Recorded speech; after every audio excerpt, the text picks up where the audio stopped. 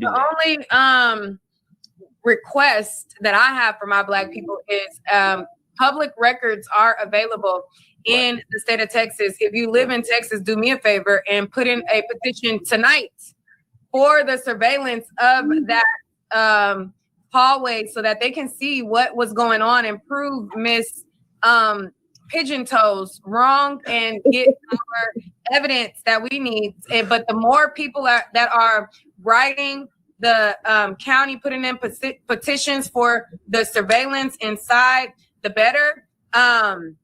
It seems like she's heavily connected in that courthouse. I find it very interesting that she has an active loss. Like, in what world does a woman, not a part of the case, not supposed to have a connection to the family, a woman that's connected to the victim's family, has an active lawsuit against the father, the defendant of the case's father, and this same woman is known by the sheriffs. They know her behavior. What? And this same woman is allowed to go into the courtroom every single day and look at all of the Black faces that is covering it and target anybody that she thinks supports the family.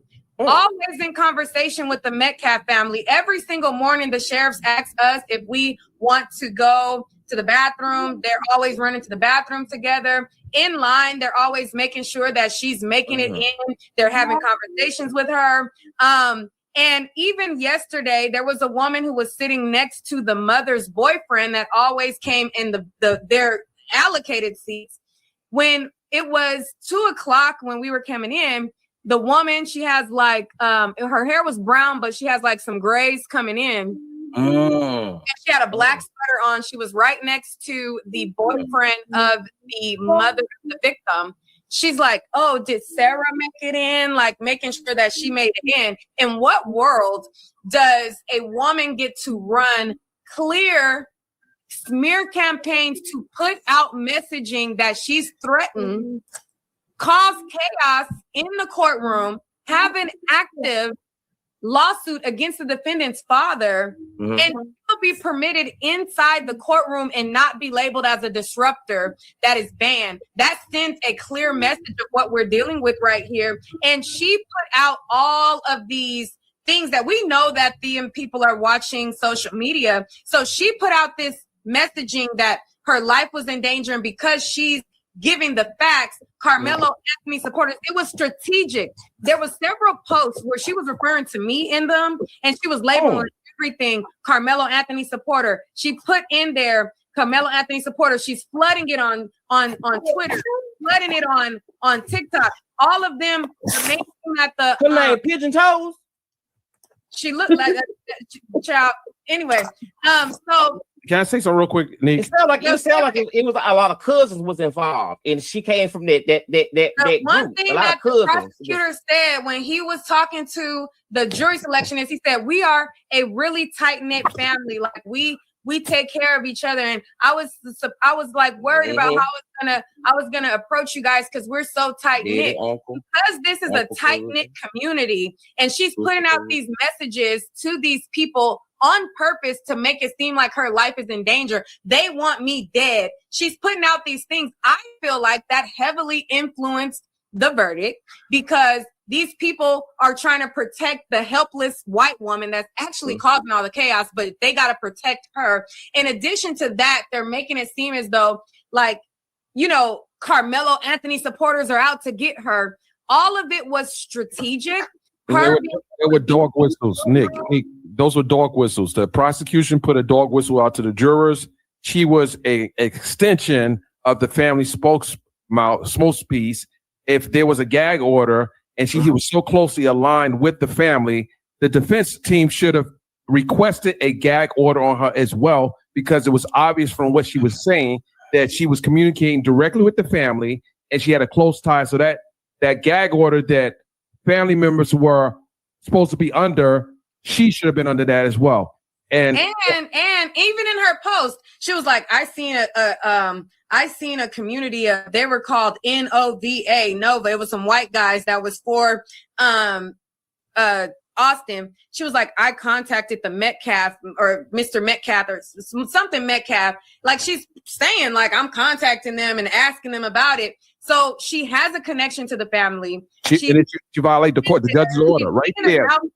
She's targeting anybody that she thinks supports Karmelo. It's just like it was the whole targeted. She's schizophrenic. She got a lot going on. When she sounds schizophrenic. I don't want to give her any diagnosis. I'm not diagnosing her as schizophrenic. I don't know what her. Well, you know, it sounds. Well. Yeah, we got to be careful because. My bad. I don't know. I'm not diagnosing her with that. I'm not saying that she has that. I don't know her medical record.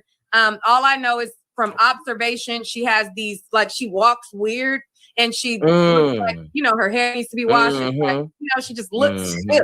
Like, that's all I can only go off of what I can observe, but I can't give medical diagnosis because I don't know her medical history and I don't know anything of that. So I just want to correct that.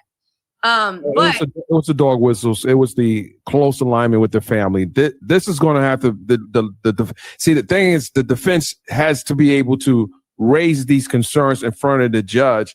And I don't know if they did a good job at doing that because you can't bring things up on an appeal if you didn't raise it up during the trial. And that's why I think that the defense dropped the ball on a few things. It was, and then the visual cues that the father was given to witnesses on the stand was another problem that should have been addressed.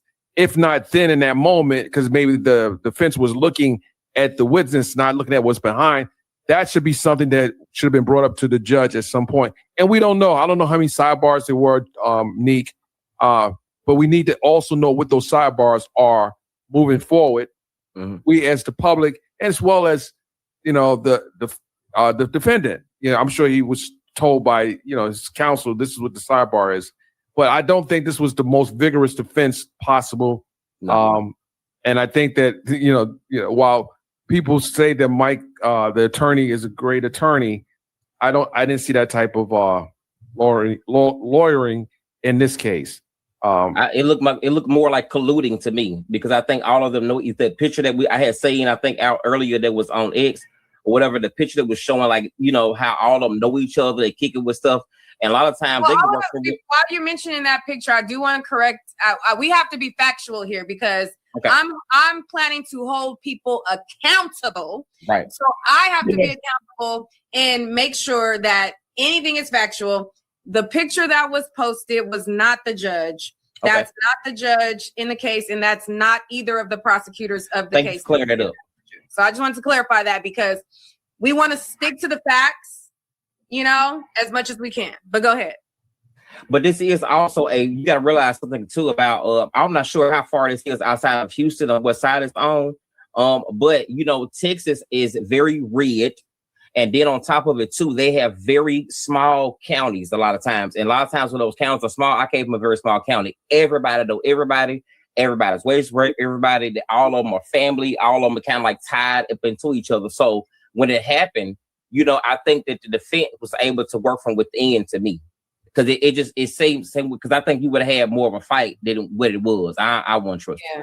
But I'm still trying to give the defense a little bit of grace because we don't know what he was up against as far as motions, you know, things that are 403 objections and things that had already been shut down. We don't know. But Uda, they want to hear from you. So you tell what you think. Y'all hear me? Yeah. First of all, salute to everybody. Panel in the chat. Salute to you, Nique, for your coverage, for standing 10 toes down, going through all of that, not being moved when people be trying to move us and trying to shake us. It seems that we can't get our thing off and speak our piece and cover the story or do whatever we need to do. You know what I'm saying? And when I seen the little tears and all of that, that shit had me hot. So I was supposed to be down in that trial, but salute to those brothers that stepped by your side and most definitely held you down out there. Salute to all my people that was there, men and the women that was out there covering that trial. You know what I'm saying? God protect y'all still. God and protect y'all. Make sure y'all all get back home safely. You know what I'm saying? Because you know the hate be thick. The hate be really thick. As far as the defense goes, I don't know if he got the defense that he really needed. It seemed pretty lackluster to me. They even called one witness that said that Karmelo was guilty, basically. You know what I'm saying? So I just didn't understand what was going on with that. You know, to hear him get 35 years was a lot. You know what I'm saying? I thought they would give him some time, but I didn't think they would give him 35 years. They basically ended his life. You know what I'm saying? Basically, with that type of a sentence, being in these jails, it's hard to make it about this. One thing is easy to get into jails. It's hard to get yourself out of prison when you're in there. You know what I'm saying? And then when you're in a place like Texas, you know, people be racists. You know what I'm saying? So he got a uphill battle for him. You know what I'm saying? Condolences to the Metcalf family. They lost the child regardless. You know what I'm saying? I think there's no winners in this case. I think on both sides, they both took a loss. You know what I'm saying? One lost their child and the next one lost their child to the system. You know what I mean? But I'm grateful for you being there and my people to be in there so we can see it from y'all lens and see from the inside to the outside and not have to rely on legacy media, not have to rely on the big networks to actually give us their side of this trial. You know what I'm saying? For real, man. It's just a trying day today. You know what I mean? My emotions been all over this place. You know what I mean? How fast they deliberated on that. You know what I'm saying? Under 3 hours, they came back with that. And then they came back and gave him 35. It seemed like that jury knew what they wanted to do with Anthony, man. You know what I mean? So for me, it's just a real sad day. You know what I mean? For real, for real. Yeah. Seti Nash posted a video. Somebody got arrested outside of the courthouse. Let's take a look at it. I just seen it go across my timeline. But let me play this really quick, and then we'll hear from everybody else. Let's see what this is given. He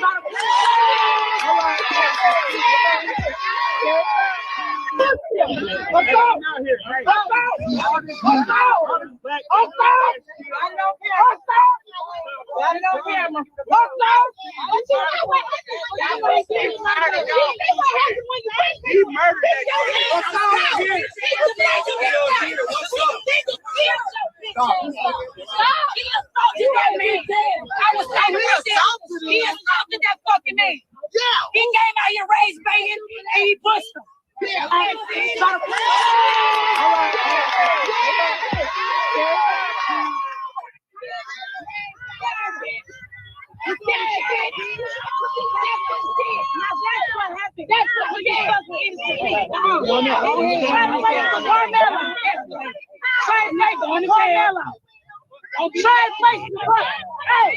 Hey, what's him in there? Stick Karmelo ass.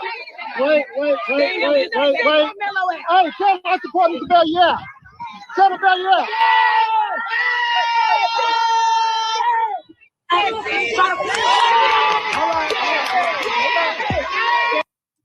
All that coonery going on in the background is just disgusting. That was some black people saying, put them in the cell with Karmelo's at. I tell you, boys, that's crazy. Put some butter on those biscuits, and they were definitely cooning right there. Like, what the heck we got going on there? And I'm not going to talk about black media that was fighting against, or I won't say as aggressively as fighting against, but definitely wasn't understanding the assignment. And you can report fairly, but you also have to be someone that hold those that you are aligning with accountable. You know, like, I mean, media outlets reported Jake Lang calling for the hanging of people from that press out there, Nique. I wasn't keeping up, so I can't really tell you because I wasn't keeping up with what they was reporting. Crazy. I was just relying on my own notes. Crazy, bro. But this shows us, man, we got to be together, man. Every day, man, we got to be together. We be against each other for the simplest of things, just for some foolishness. It shows us, man, we got to be together, man. And one thing we got to protect is all of our children out here, man, because all of our children matter out here, for real, for real. We got to be standing by each other and not just letting things happen and just turning the other eye and turning no cheeks to nothing. We need to be stepping up and standing up for each other out here, for real. When it comes to other people, they look at us all the same. Even if we want to see the differences within each other, man, they look at us all the same, man. So we need to get on code with each other, for real, man. Straight up. Yeah, and at a very young age, you know, certain, you know, karate and certain self-defense things are expensive, but if you have the allocated funds to add that into your budget for the month, put your kids in these trainings. Like, they're putting their kids through these combat courses, these trainings, and we naturally have athleticism and we naturally are just gifted with certain things, but it doesn't hurt to put them in the necessary things, because this is definitely sending a clear message. This is definitely showing you who the rules apply for and who they don't. If the situation was reversed, there wouldn't even been a charge. You know what I mean? Like, there wouldn't even been a charge. So we know how we got to do things. We got to keep it by the book. But if we are presented in a do or die situation, do what you got to do. Okay. I'm not never saying back down to a fuck ass threat to your life. However, outside of a physical threat, we got to do things by the book. Okay. They love doing things by the book. They hide the best information in the book.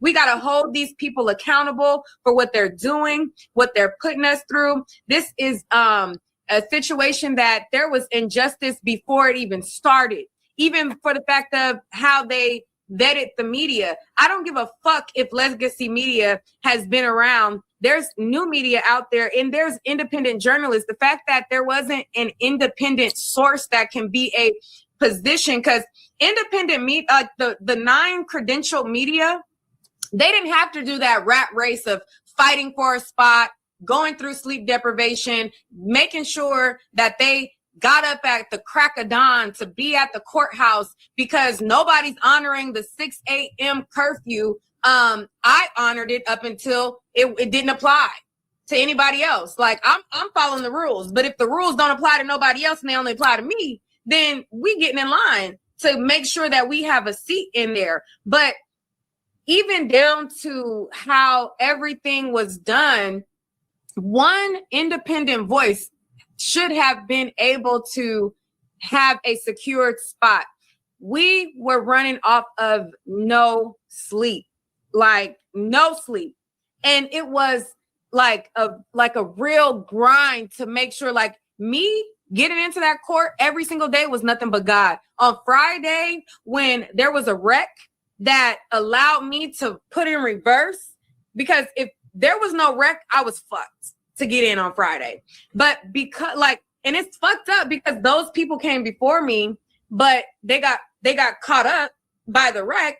God let me in there to be in that court every single day up until the only day that I wasn't inside the courtroom was today for safety reasons. But I was at that courthouse. I heard every single testimony. I seen every single witness. I was there for jury selection. I was there for every single testimony. God led me and made sure that I was there every single day. Like, I don't even know how. I'm like, I'm just thugging it, like, not thugging it like that, but it's our vernacular.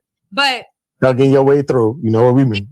Like, I'm keeping up, like, I'm making sure that I'm getting up in there or whatever. And on 2 hours of sleep, maybe on a good night, maybe 3, but it's not even a good sleep because you're so worked up and it's so stressful that you don't want to oversleep and you got to make sure that you get up and,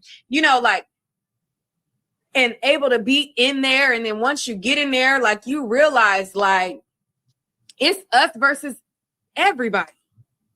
Like, before I came down here, I had a conversation with my cousin. I was like, I'm seeing some racial stuff online. I'm really concerned about my safety. And I have come to for, I don't know how many times I've come to Texas, but I was having a conversation with Dennis and I'm like, Dennis, I want to make sure that I'm protected out there. I'm on the phone with Dennis and I'm like, I got to figure out the rules to bring your strap. I've come to Texas. I've been a legal gun owner since 2020. I told you, bring it. Don't play around. And I talked to you too. And you were like, bring your strap. I'm talking to Dennis. I'm like, Dennis, I think I'm going to have to bring my gun because I really don't know. Like, so I'm looking up the rules, like how do I bring it on the plane and what do I have to do? And, what specific case I got to have and, whoopie, like, I've never felt like I needed to do that. Like, even though like anytime I go somewhere, I want to make sure I'm protected, but I just always just was covered by God, like whenever I'm away from home. But this was the first time where I'm like going through the steps. I'm at the front desk. I'm putting in a firearm declaration and making sure that, you know, I'm protected and making sure that I got, you know, everything I need and making sure my shit is with me whenever I'm, you know, whatever. But it's like, I've never felt like I had to do that. But then it's like, even still, I don't have it in my, like, I would never be reckless. These people were trying to create a moment and they want you to give them a reason. So I never brung my shit out of the car. I never brandished it or never, you know, anything like that. But they would purposely like put it on them and flash it and, you know, try to do the whole thing to get a rise, and it just is crazy. You stood 10 toes down though, man. You stood 10 toes down. Shout out. They be thinking our sisters is weak. They're gonna figure it out. No. They're gonna find out. Thinking our sisters is weak. You remember I was talking to you on the phone. I said, bring that thing. Don't play around with nobody. Getting around these spaces, people playing. Make sure you protected. Point blank. Period. That's why I hurt my heart when I see you. I wasn't out there. I'm like, yo, bruh, God. But God's so great. He covered you, kept you safe, sent some people around you to cover you. And you also had some other energy around you too. So salute to that, man. Salute to you, Nique, man. I'm proud of you, man, for your coverage and standing 10 toes down. That's what we need to see. And you went live right after that. You was back up live and they ain't stopped that. And I love that. I love that you did that. And you was right back live. And then nobody stopped nothing. No Karen. Nobody hating, trying to make it about them. It ain't about you. It's about two children, really. One lost his life and one damn near lost his life to the system right now. And people up there making it about them. It's not about you, man.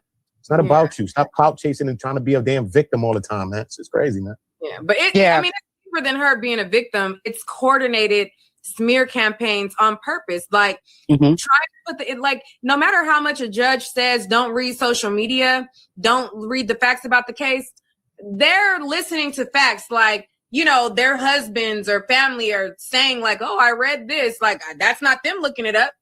Oh, look at how they're treating poor bimbo. You know, like, oh my God, like they're listening to these things. Why do you think in closing arguments, the prosecution mentioned that there wasn't 4 boys that jumped him when that never came out through testimony? Because they know that they're looking at social media. They know that they're being influenced by stuff on social media. So she purposely put these fake imaginary threats on social media. She purposely was there, you know, in the court. Like, it was all like, I was looking at the way that stuff was going. I was just like, it was so overwhelming. Like, you guys don't even understand, like, just the emotion, like the fear that my mom had because I wanted to go back to the court today. My mom was petrified. Please don't go. Please, please. Like, I'm like, no, Mom, I need to finish out what I got to do. Like, the fear that my mom had for my life, my uncle, who, you know, he, you know, got me regardless. He like, oh, my granddaddy telling me, you know, don't go. And, you know, like, people are literally fearing for my life, which is causing me to not be able to do my job, to where I'm just like, you know what, if in order for me to get into the courtroom, I'm telling my cousin, I said, you know, I really want to go and like, I want to finish what I started regardless. I said, but the only drawback is in order for me to get in the courtroom tomorrow, I got to be at that lot at 3 a.m. I said, people that showed up the day before were there at 4 a.m. I got there and I was already number like 20 something. I said, so if I want to make it in that courtroom, I got to get an hour ahead of that and at least come at 3. You heard the man that was on my live. He got there. He texted me on DM at 3:11 and he said, hey, it's already 26 in line. Where you at? 3:11. So at that time, it would have been pitch black outside. It would have been dark. And my cousin was like, nah, it ain't worth it. Like, It was Milwaukee. Like, It's Milwaukee. People coming taking pictures of you and all type of weirdo. It was a lot of weird energy up there. It was a lot of weird energy. Right. And it's like, I was praying for you. We know that the girl that's doing all that, like, she's like, you can look at her and tell, like, she's a fucking coward. Like, in the courtroom, she would be shaking in her boots, like, just, like, girl, fucking like the most coward of the coward. It's like, I'm not afraid of her, but I'm afraid of the people that hate people that she empowers with her voice. You get what I'm saying? Like, she's a coward. Like, when I made it a point not to like really be looking at her too much, but even like the times that I did, like, I could just look at her and tell, like, you're a fucking coward. Like, you cannot carry out anything on your own. Like, I'm not afraid of her, but I'm afraid of the racists that she rouse up, the racists that she kind of amps up to carry out her dirty work. Like, she'll never do it herself. What she will do is incite you to get targeted and incite them to kind of like, come after you. Like, she was posting this guy that was a Proud Boy on her page, like, and all her fans try to act like she's not associated with Proud Boys, but yet the day after I put her on notice saying that I'm not going to go for defamation, the same guy that she's parading on her social media is there staring me down, trying to like flex, and like, and she's acting like they want me. All of these things is so crafted that, scary. It's scary. Yeah, that's why I fired up a live. I was like, listen, y'all get up on them people channel. What you talking about? We banging back. People on your chat. We gonna stick together. Point blank. Period. That's one thing about these haters. Them people is thick and they together in a one hating motion. But nah, we banging back, bro. We not just rolling around letting people think what they want to do to us, disrespecting us, trying to take advantage of our sisters and all type of. We're not dealing with that. What year y'all think this is? 1846? Days is over. We're not dealing with that no more, bro. It's over. Straight. And Nique, I wanted to say to you, to hear all that you had to go through to bring us this story, it even states to me more that we just don't know the logistics of everything that Karmelo and his defense team, if they were doing that to you, trying, you know what I mean? And like, we couldn't even see inside the courtroom and see like facial expressions, the intimidation of it all. To me, it solidifies like, yeah, the chips were stacked against them from the jump. And so I'm sorry that you had to go through that, and I'm glad that you made it up out of there and that you gave us the story with no chaser and giving it to us like how it is. And this mutilated face heathen, whoever she is, she needs to know that you got your own community around you, and we rallying, we sticking together over here, and we going in comments and everything. And I wanted to say this before I forget about it, so I can get up off here. When the young man was saying, basically he was saying that we gotta, not give them what they want and this, that, and third. Where that's getting us? I'm sorry, but where is that getting us? We just like how the men in the office right now, we gotta fight fire with fire, because these people is not going for that cookie cutter. Oh, we gotta do this. Yeah, I understand we have to follow the law and everything, but when it comes to them talking crazy and brandishing things, if we legal to carry this, that, and third, I'm gonna let you know that I'm home too, and I'm gonna let you know that I can protect myself too and my family. So, facts. Yeah, they think our sisters is weak. They think our sisters is some chumps or something. Okay. Yeah. But the thing is, but it shows how much chumps they are, because it's not the women of their movement confronting women. They need men to target us. Like, the women are like, you know what I mean? They need men. We're not physically able to take on a man. So they need men to kind of, come after us. Fight their battles for them. Fight their battles. when we fight our battles on our own throughout our own community and just in life in general, right? So we covered by God to know that like everything's going to be on our side when we have to use excessive force or well, as far as like trying to protect ourselves, but the law wise, no, that's not the case, and that's why it hurts even so more about this situation, because it's like we literally cannot even go to a game. We literally can't even go outside and let our son play without a nosy white looking and staring and making little innuendos and everything else for us to feel uncomfortable. It's like we constantly walking around uncomfortable in life. And if you feel like you have to protect yourself, then we're the bad person. They play victim all the time. And I'm so tired of it. I'm so tired of the whites playing victim and saying the nasty and just despicable things that they are on social media saying and trying to make it seem like this boy was from the hood and he was a gangbanger and this, that, and third. That boy came from a 2-parent home and he was basically like a pinned up little boy compared to, a boy from the streets of Philly. You know what I mean? He was not one of them. And he did not deserve to be getting jumped on and then not be able to protect himself. Oh, my goodness. The young man was like, okay, cool. He shouldn't have did things too. And maybe Karmelo, he wouldn't have had a knife if they weren't already in the midst of bullying him. I'm tired of the victimization of these whites. I'm just tired of it. And it's so disgusting and it's so nasty. And it's very frustrating. And I feel like I'm related to these people. And I just be going in the comments just cussing everybody out. I can't help myself, but yes. But thank you, Nique, for letting me on your live. Good night, everybody.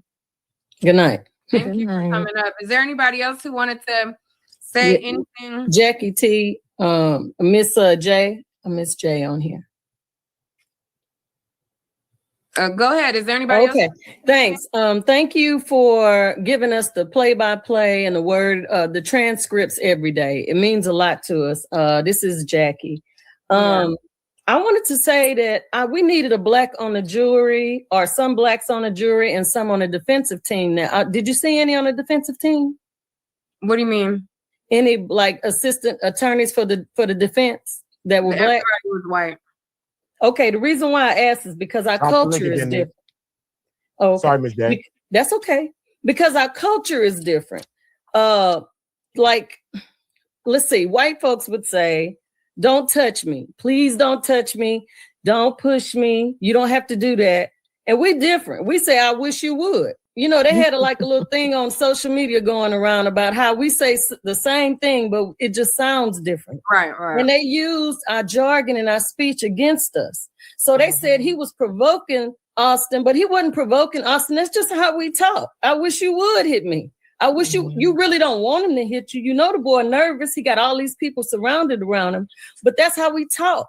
And nobody on the defensive team, I mean, you gave some really good notes every single day and I listened to them, but nobody on the defensive team said, hey, that's how they talk in their culture, or we talk in our culture, because they used it as he was provoking them and that's just how we react.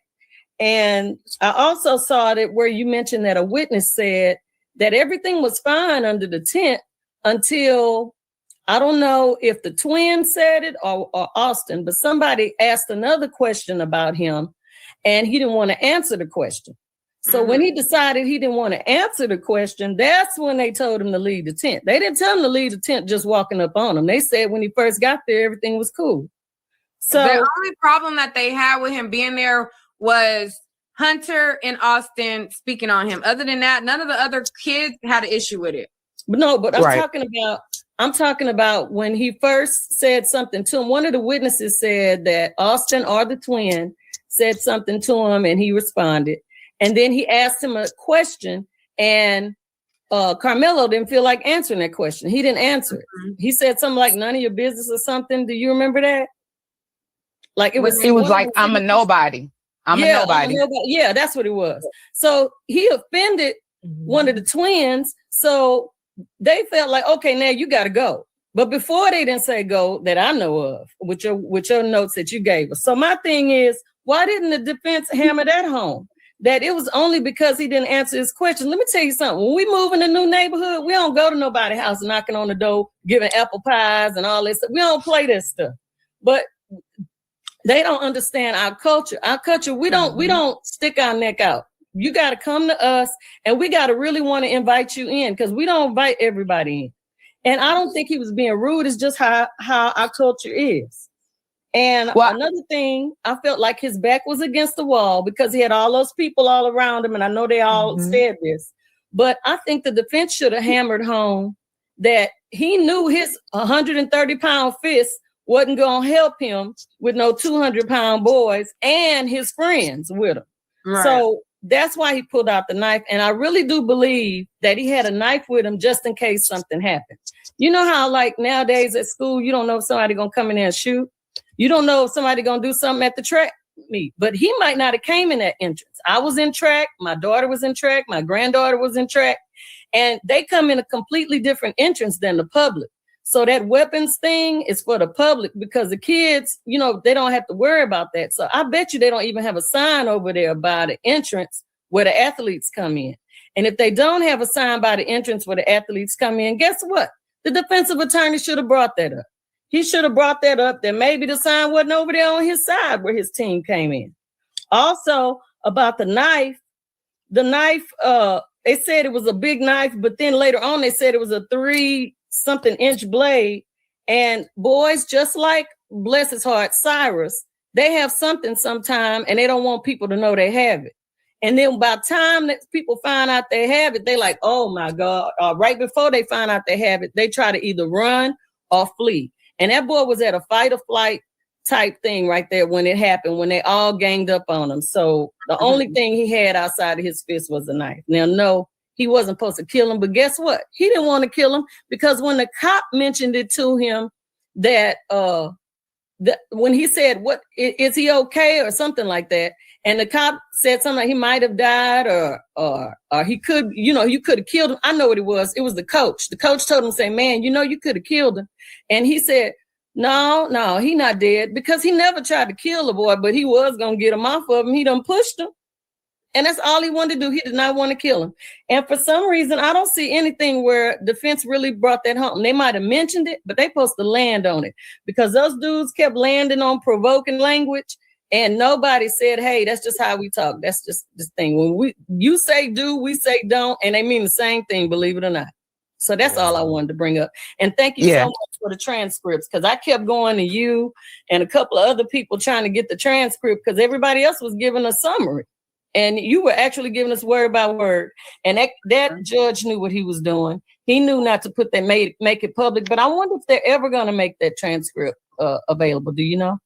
The lawyers are able to get the transcripts. It's up to, I don't know if they'll put in a gag order for them not to release it or not, but the lawyers have it. If there's any of the lawyers, I know we didn't badmouth the defense, but no, we're trying to help them for next time. We're telling them to provide our transcript, a copy. You can send they're sealed.